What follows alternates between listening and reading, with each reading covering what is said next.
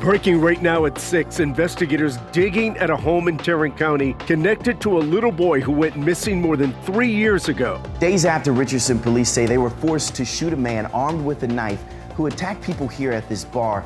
The community is coming together to support the victims. I'll share with you how you can help and how they're doing right now. Drivers frustrated over the rising prices at the pump. It's changing everybody's mood for sure.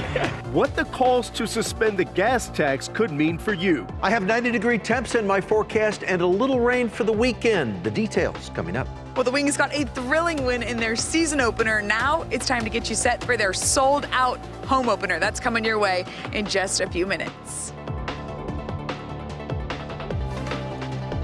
But first, we start with breaking news in Tarrant County and the search for Noel Rodriguez Alvarez. Yeah, FBI agents spent all afternoon digging outside the home he lived in. The little boy was 6 years old when he disappeared in 2022. And Noel's mother has already been indicted in connection to his suspected death. Scoop Jefferson is live in Everman tonight. Scoop, what have you learned so far?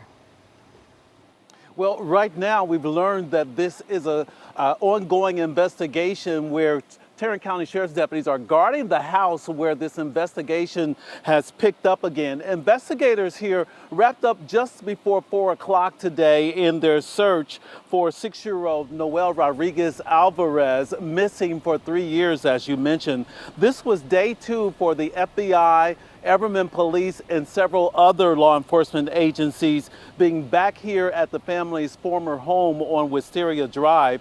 Crews have been tearing up part of the backyard patio and searching the property. Noel was reported missing in March of 2023, with investigators later revealing he had not been seen alive since the fall of 2022. Noel's mother, Cindy Rodriguez Singh, fled to India with her husband and 6 other children, but has since been arrested and returned to Texas.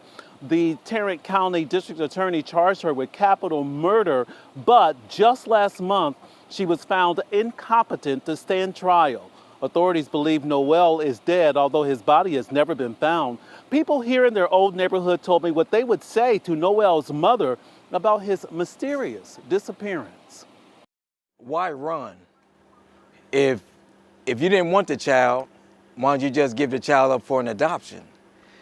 Give it to someone that there's women out here that wants a child that can't have children. So why don't you just give it to one of them? Just tell us where he is. It's time for him to have a peaceful rest. Just tell us where he is. Sheriff's deputies will remain here all night guarding the house. Wisteria Drive is blocked off to through traffic. FBI agents will be back here tomorrow morning to continue their investigation. We're live in Everman. Back to you in the studio. All right, thanks, Scoop. You know, we have more breaking news in Johnson County. A deputy involved in the investigation into Sheriff Adam King has been fired. We just obtained Chief Deputy James Salter's termination letter. It accuses him of not showing up to an internal affairs meeting this morning, falsifying timesheets, and failing to report part-time work. Sheriff King faces criminal charges of abusing his office and sexually harassing employees. And according to an arrest affidavit, King is accused of threatening Salter for cooperating with investigators. We've reached out to the deputy and Sheriff King, and we'll update you as soon as we hear back. Tonight, the man sentenced to death for killing a 7-year-old girl is filing for an appeal. Tanner Horner was sentenced to death last week in the murder of Athena Strand following weeks of testimony. Texas state law says anyone given the death penalty is entitled to an automatic appeal. Attorneys will argue whether there were errors during the trial and will decide if the case should be overturned. The former FedEx delivery driver admitted to killing little Athena back in 2022 in the Wise County town of Paradise. Tonight, one county is demanding more guidance on data centers as communities in North Texas grapple with controversial plans to build them.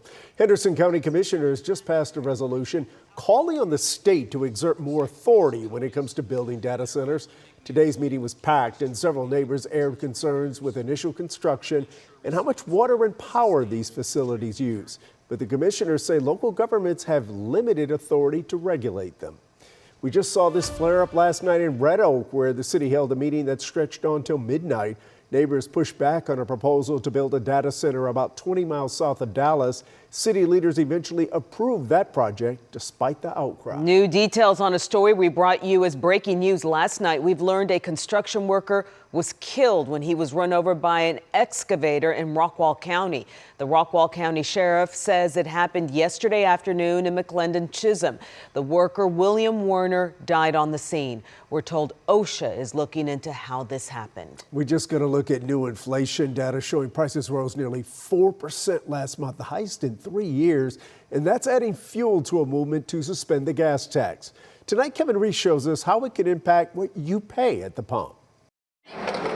When J.J. Turner filled up his van this morning, it cost him more than $82. A year ago, it only cost $50. Yeah, it's a lot different. Whole lot different there. According to AAA, the national average of regular unleaded is $4.50 a gallon. In Texas, the average is $4.01. This week, that's more than 40% higher than it was in Texas last year. Draining our pockets. My car eats it up like a semi. So what to make of the president's proposal to temporarily drop the 18 cents a gallon federal gas tax? It's a small percentage, but it's still money. What really needs to happen is the strait needs to be reopened.